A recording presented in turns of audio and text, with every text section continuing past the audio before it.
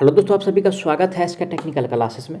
तो चलो दोस्तों, आज बात करेंगे TG2 न्यू एक्सेप्टेड क्वेश्चंस 2023 और आज का जो कि चैप्टर है यानी कि मैग्नेट एंड इलेक्ट्रोमैग्नेट का पार्ट 2 होगा। इससे पिछला वाला वीडियो अगर आप लोग नहीं देखे हैं तो प्लेलिस्ट में जाकर के सारा वीडियो आप लोग चेक कर लीजिए, वहाँ से सारा वीडियो चैप्टर बाय मिल जाएगा।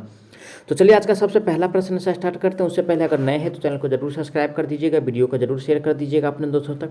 आज का सबसे पहला प्रश्न दिया हुआ है, जिस पदार्थ की धारण शक्ति उच्च होती है यानी कि उच्च वाला धारण शक्ति यानी कि उच्च होती है, ठीक है ना।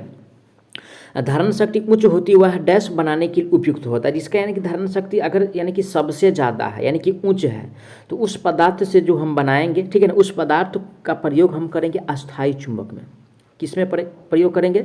अस्थायी चुंबक में प्रयोग करेंगे, ठीक है ना, अस्थायी चुंबक में प्रयोग करेंगे। ऑप्शन पढ़ेंगे, ए में दिया है अस्थायी, तो अस्थायी वाला जो पदार्थ होगा उसका यानी कि धारण शक्ति अगर कम भी रहेगा, ठीक है ना, कम भी रहेगा तो उसको यानी कि अस्थायी चुंबक बना सकते हैं, ठीक है ना। बी में दिया है विद्युत चुंबक का भी अगर धारण शक्ति कम है तो फिर भी उसको विद्युत चुंबक बना सकते हैं, लेकिन धारण शक्ति अगर उच्च रहे तभी ओनली फॉर अस्थायी चुंबक बनाया जा सकता है। राइट आंसर की बात किया जाए ऑप्शन नंबर इसका सी सही हो जाएगा, ठीक है। आगे बढ़ेंगे आज का नेक्स्ट क्वेश्चन पे। आज का अगला प्रश्न दिया हुआ है, चुंबक फ्लक्स का एसआई मात्रक यानी कि चुंबकीय फ्लक्स का, किसका कह रहा है? यानी कि चुंबकीय फ्लक्स का, ठीक है ना, चुंबकीय, ठीक है, यानी कि फ्लक्स का। और चुंबकीय फ्लक्स का यानी कि एसआई मात्रक हमसे पूछ रहा है। और दोस्तों यानी कि चुंबकीय फ्लक्स का एसआई मात्रक जो होता है ये होता है आपको यानी कि वेबर होता है। क्या होता है? ध्यान दीजिएगा, यानी कि वेबर होता है। ऑप्शन किस में दिया है? वेबर।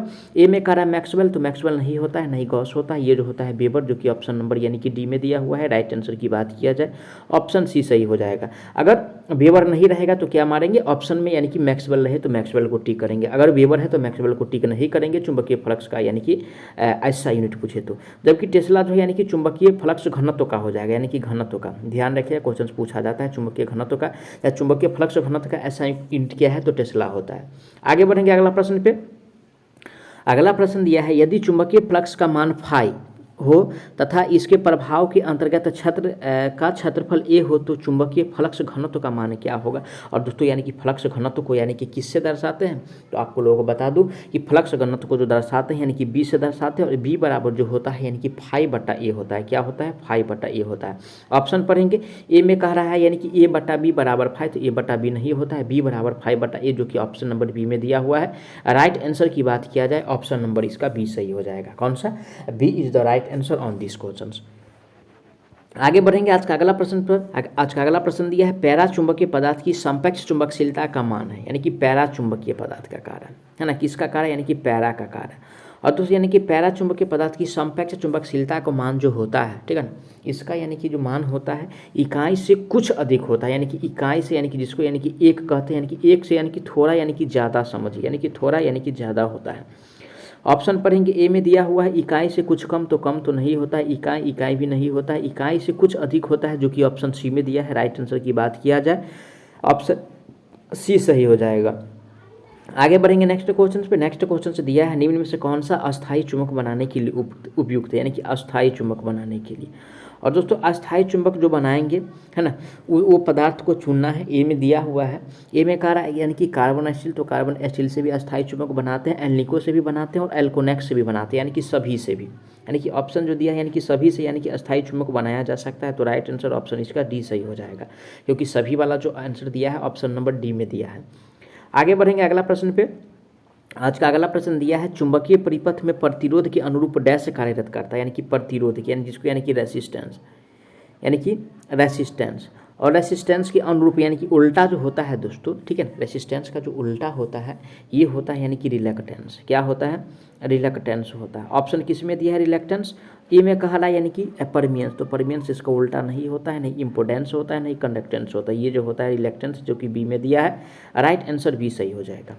आगे बढ़ेंगे आज का अगला प्रश्न पे। आज का अगला प्रश्न दिया है, फ्लक्स घनत्व का एसआई मात्रक क्या है, यानी कि फ्लक्स घनत्व का, ठीक है, फ्लक्स यानी कि जिसको यानी कि डेंसिटी कहा जाता है। और दोस्तों यानी कि फ्लक्स डेंसिटी या फ्लक्स घनत्व का एसआई मात्रक जो होता है यानी कि टेस्ला, टेस्ला, ठीक है। अगर टेस्ला नहीं है तो ये वीबर प्रति मीटर स्क्वायर रहेगा, तो यानी कि मार देना है क्या, वीबर प्रति मीटर स्क्वायर, ध्यान रखिएगा। ऑप्शन ए में दिया है टेस्ला, बी में यानी कि वीबर प्रति मीटर स्क्वायर की, तो क्या टिक करेंगे, अगर ऐसा स्थिति हो तो इस टाइम जो टिक किया जाएगा यानी कि वीबर प्रति मीटर स्क्वायर, ये नहीं रहता तो क्या करते, यानी कि टेस्ला मारते, फ्लक्स घनत्व का यूनिट, ठीक है ना।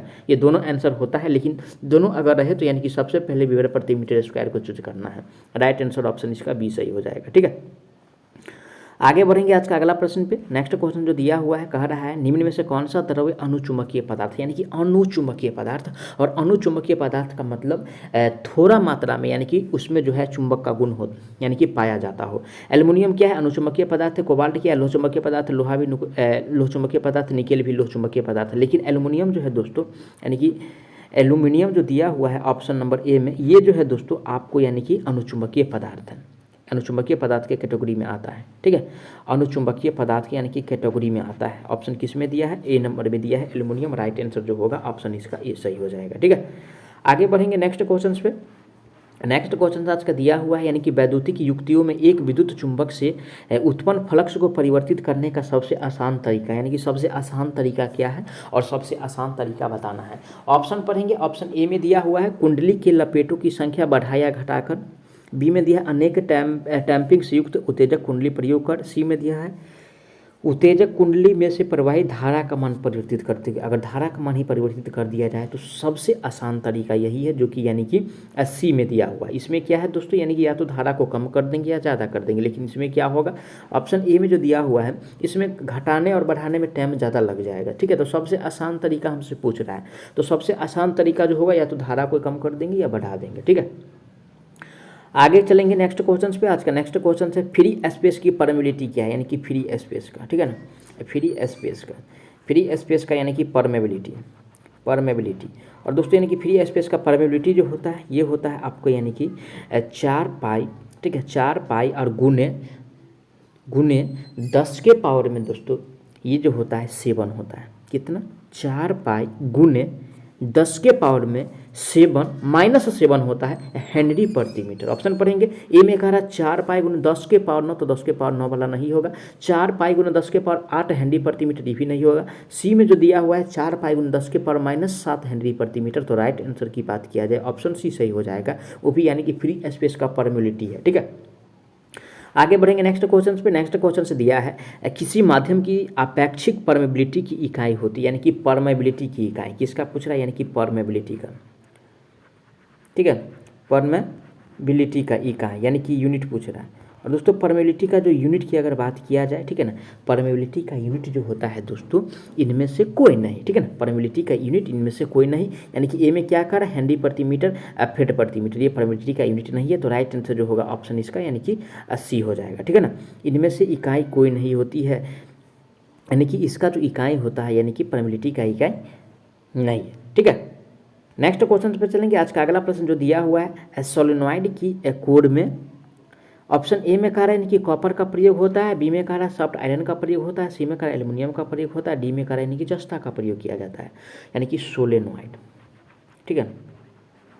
और दोस्तों यानी कि सोलेनॉइड में जो प्रयोग किया जाता है, ठीक है ना, सोलेनॉइड में प्रयोग करते हैं यानी कि सॉफ्ट आयरन प्रयोग किया जाता है, जो कि ऑप्शन नंबर बी में दिया हुआ है, ठीक है ना।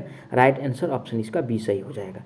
आगे बढ़ेंगे नेक्स्ट क्वेश्चन पे। आज का अगला प्रश्न दिया हुआ है किसी पदार्थ में मैग्नेटिक फ्लक्स को बनने से रोकने के लिए गुण को, ठीक है, लिए गुण को क्या कहते हैं। ऑप्शन ए में कह रहा है दोस्तों मैग्नेटोमोटिव फोर्स, तो मैग्नेटोमोटिव फोर्स नहीं कहा जाता है इसको, यानी कि रिलेक्टेंस कहा जाता है, जो कि ऑप्शन नंबर यानी कि बी में दिया है। राइट आंसर जो होगा ऑप्शन बी सही हो जाएगा, ठीक है। आगे बढ़ेंगे नेक्स्ट क्वेश्चन पे।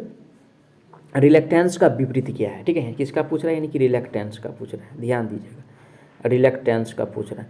और दोस्तों यानी कि रिलेक्टेंस का जो उल्टा है ना कि विलोम पूछ रहा है, और रिलेक्टेंस का जो विपरीत होता है यानी कि विलोम जो होता है यानी कि परमियंस होता है। क्या होता है, परमियंस होता है, ठीक है ना, परमियंस होता है। ऑप्शन किस में दिया है, परमियंस। ऑप्शन नंबर जो दिया हुआ है यानी कि ए में कहा है यानी कि सस्पेबिलिटी नहीं होता है, परमिबिलिटी भी नहीं होता है, रिलेक्टिविटी भी नहीं होता है। ये जो परमियंस दिया है सी में दिया है। राइट आंसर ऑप्शन इसका सी सही हो जाएगा। आगे बढ़ेंगे नेक्स्ट क्वेश्चन पे। आज का अगला प्रश्न जो दिया हुआ है, दो लंबे पैरेलल कंडक्टर के बीच बल किसके विलोमानुपाती होता है। और दोस्तों बल जो विलोमानुपाती होता है दोनों कंडक्टर के बीच का दूरी यानी कि डिस्टेंस के जो है यानी कि क्या होता है, विलोमानुपाती होता है। ऑप्शन नंबर किसमें दिया है, डिस्टेंस के यानी कि बीच की दूरी। तो ऑप्शन ए में कह रहा है यानी कि एक कंडक्टर के करंट, तो कंडक्टर के करंट, दोनों कंडक्टर करंट का गुणनफल भी नहीं होता है, कंडक्टर के बीच की दूरी होता है, जो कि ऑप्शन नंबर यानी कि सी में दिया है। राइट आंसर की बात किया जाए तो ऑप्शन इसका यानी कि सी सही हो जाएगा। आगे बढ़ेंगे नेक्स्ट क्वेश्चन पे। आज का नेक्स्ट क्वेश्चन दिया है, चुंबकीय बल रेखाएं की दिशा ज्ञात करने के लिए। ऑप्शन ए में कह रहा है यानी कि दाएं हाथ का नियम अपनाते हैं, ठीक है भाई, दाएं हाथ का नियम से तो अपनाते हैं। ये बी में कह रहा है यानी कि दाएं हाथ का कर का इसको नियम, इसको भी अपनाते हैं। तो सी में जो दिया है दोनों नियम को अपनाते हैं, ठीक है, यानी कि चुंबकीय बल रेखा की दिशा ज्ञात करने के लिए दोनों नियम का अपनाते हैं, जो कि ऑप्शन सी में दिया हुआ है। आगे बढ़ेंगे नेक्स्ट क्वेश्चन पे। नेक्स्ट क्वेश्चन से, यदि एक करंट प्रवाहित वाले कंडक्टर को चुंबकीय फील्ड में रखा जाए तब इसका अनुभव, ठीक है, यानी कि इसका जो अनुभव जो होगा वो क्या होगा। ऑप्शन ए में कह रहा है ईएमएफ यानी कि बढ़ जाएगा, क्या कह रहा है, ईएमएफ बढ़ जाएगा। बी में कह रहा है ईएमएफ कम हो जाएगा। सी में कह रहा है एक बल उत्पन्न होगी। और डी में कह रहा है इनमें से कोई नहीं। तो दोस्तों यानी कि ऑप्शन नंबर डी में जो दिया हुआ है इनमें से कोई नहीं, ठीक है। तो राइट आंसर की बात किया जाए, इसका ईएमएफ जो है यानी कि बल उत्पन्न होगी, एक बल उत्पन्न होगी, जो कि सी में दिया है। राइट आंसर सी सही हो जाएगा। आगे बढ़ेंगे आज का अगला प्रश्न पे। आज का अगला प्रश्न दिया हुआ है, चुंबकीय फील्ड में कंडक्टर पर बल की दिशा ज्ञात करने के लिए, ठीक है, यानी कि कंडक्टर पे बल का दिशा ज्ञात करने के लिए कौन सा नियम का प्रयोग करते हैं। तो दोस्तों कंडक्टर पे बल का दिशा ज्ञात करने के लिए फ्लेमिंग के दाहिने हाथ का नियम का उपयोग करते हैं, ठीक है, यानी कि दाएं हाथ का नियम का प्रयोग करते हैं। ऑप्शन किस में दिया है, ऑप्शन नंबर ए में दिया है दाएं हाथ का नियम। राइट आंसर जो होगा ऑप्शन इसका ए सही हो जाएगा, ठीक है ना। आगे बढ़ेंगे। आज का अगला प्रश्न दिया हुआ है, फ्लेमिंग के यानी कि बाएं हाथ के नियम के अनुसार बल की दिशा, ठीक है, यानी कि बल की दिशा जो है यानी कि कौन व्यक्त करेगा। और दोस्तों यानी कि बल का दिशा को जो यानी कि व्यक्त करेगा ये पहली उंगली दर्शाएगा, क्या कहेगा, यानी कि बल की दिशा पहली उंगली, पहली यानी कि उंगली जो होगा वो दर्शाएगा, ठीक है। जबकि गति की दिशा जो दर्शाएगा यानी कि अंगूठा दर्शाएगा, है ना, गति की दिशा।